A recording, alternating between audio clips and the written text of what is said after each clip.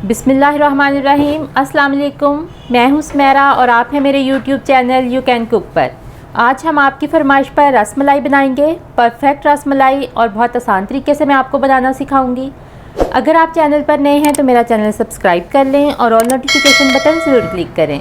तो चलें रसमलाई बनाना शुरू करते हैं। 1 लीटर दूध लिया है मैंने, इसको उबालेंगे। यहाँ पे दूध को एक बॉयल आ गया है।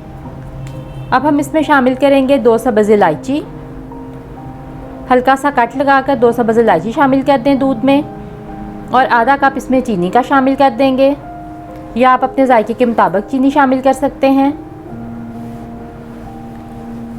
मिक्स कर लेंगे अच्छी तरह। मीडियम फ्लेम पे तकरीबन इसको 5 मिनट के लिए पकाएंगे। ये 1 लीटर दूध रिड्यूस होकर 3 पाव तक रह जाएगा। अभी इसको उबलने दें। 5 मिनट के बाद फ्लेम लो कर देंगे और इसमें 2 खाने के चम्मच क्रश किए हुए पिस्ता और बादाम शामिल कर देंगे। अभी आप इसको चूल्हे पे ही छोड़ दें लो फ्लेम पे, और उतनी देर में हम रसमलाई का बैटर तैयार करेंगे।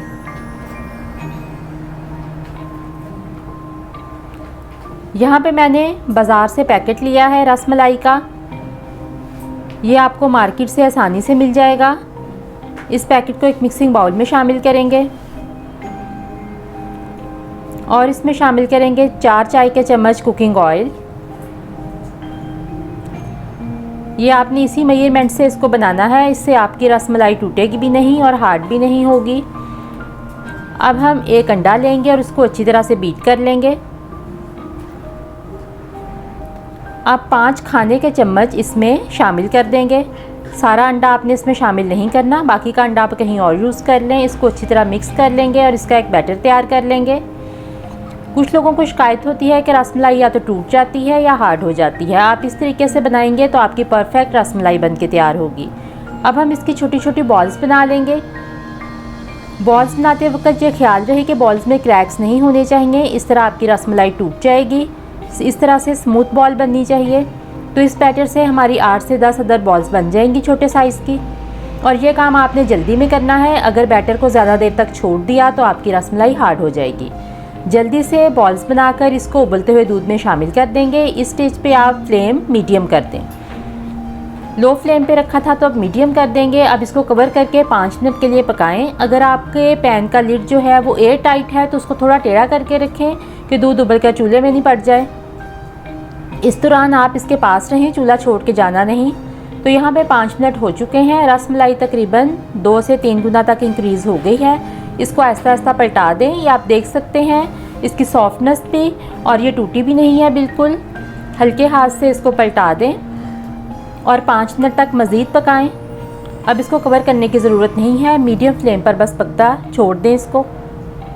ये देखें माशाल्लाह 3 से 4 गुना तक ये इंक्रीज़ हो गई है और देखने में बहुत ही सॉफ्ट और नरम लग रही है।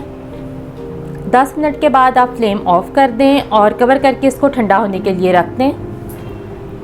तो यहाँ पे रसमलाई ठंडी हो गई है। इसको मैंने 4 से 5 घंटे के लिए फ्रिज में रख दिया था। ये चिल्ड है। अब इसको आपने ठंडा ठंडा सर्व करना है। बहुत ही मज़ेदार बन के तैयार होती है और कोई भी इसको घर पे आसानी से बना सकता है। ये आप देख सकते हैं बहुत सॉफ्ट है और अंदर तक ये पक चुकी है, टूटी भी बिल्कुल नहीं है। इस तरीके से आप रसमलाई बनाएं तो आपकी परफेक्ट रसमलाई बन के तैयार होगी।